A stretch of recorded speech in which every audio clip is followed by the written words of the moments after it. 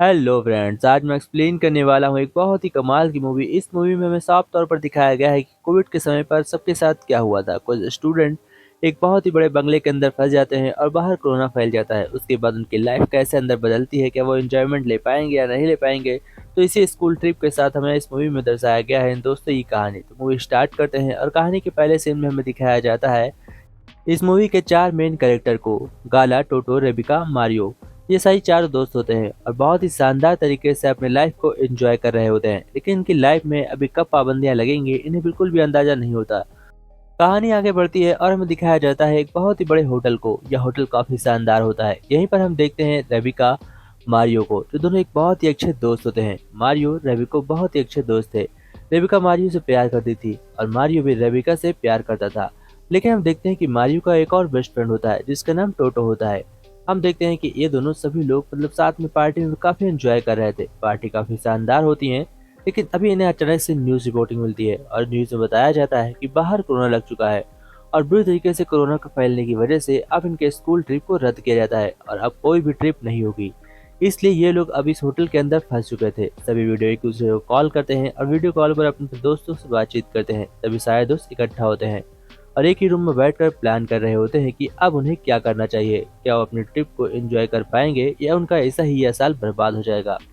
वो लोग आपस में सोच रहे होते हैं कि अपने इस बीते हुए लम्हे को हम इंजॉयमेंट में बदल पाएंगे या इसे बचा पाएंगे। अगर ऐसा हो सकता है तो चलो करते हैं। अब सभी का प्लान बनकर रेडी होता है।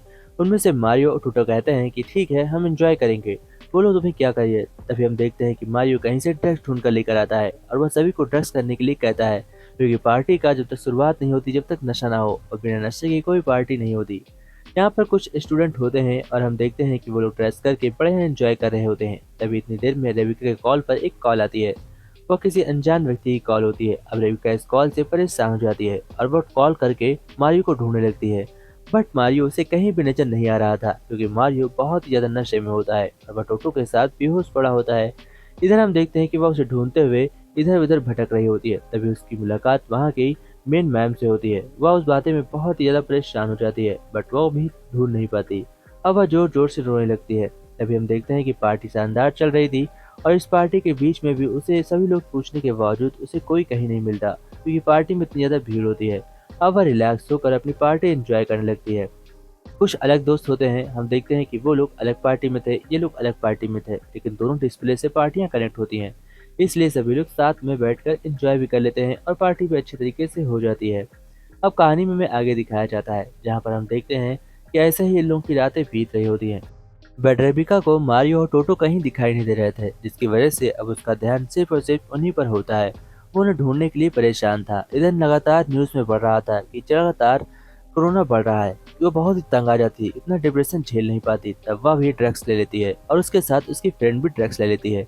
अब दोनों ड्रग्स के नशे में हो चुके थे, जिसकी वजह से ड्रग्स काफी हार्ड था और दोनों बेहोश हो जाते हैं। दोनों को थोड़ा बहुत होश आता है और दोनों लोग अपने दिमाग के ख्यालों को पका रहे होते हैं। वो लोग सोच रहे होते हैं कि अगर उनके साथ कुछ अजीब हो गया तो वो लोग क्या करेंगे।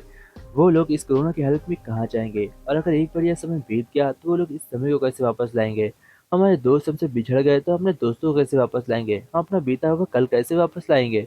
ये सब सोच रहे होते हैं, क्योंकि उनको दिमाग में नशा भरा हुआ था। इधर हम देखते हैं मारियो को पुलिस अरेस्ट कर लेती है। दरअसल यह सब इसलिए होता है क्योंकि यहाँ पर हद से ज्यादा भीड़ थी और यह अलाउ नहीं था।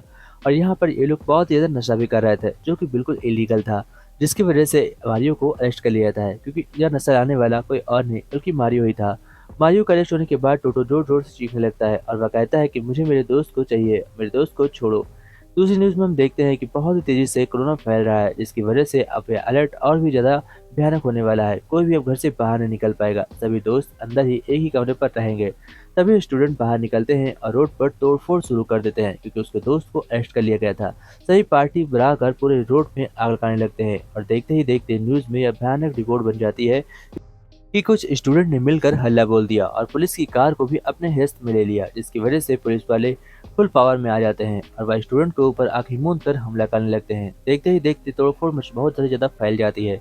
सुबह होती है। सुबह सबका नशा हल्का हो चुका होता है और तभी वहाँ पर एक हेलीकॉप्टर आता है, जो कि लड़कियों को लेने के लिए आया था। और जैसे ही हेलीकॉप्टर नीचे उतरता है तो उस हेलीकॉप्टर से मारियो बाहर आता है और यह देखकर सभी बहुत ही खुश होते हैं। सभी 6 दोस्त एक साथ हो जाते हैं और इसी के साथ मूवी एंड होती है।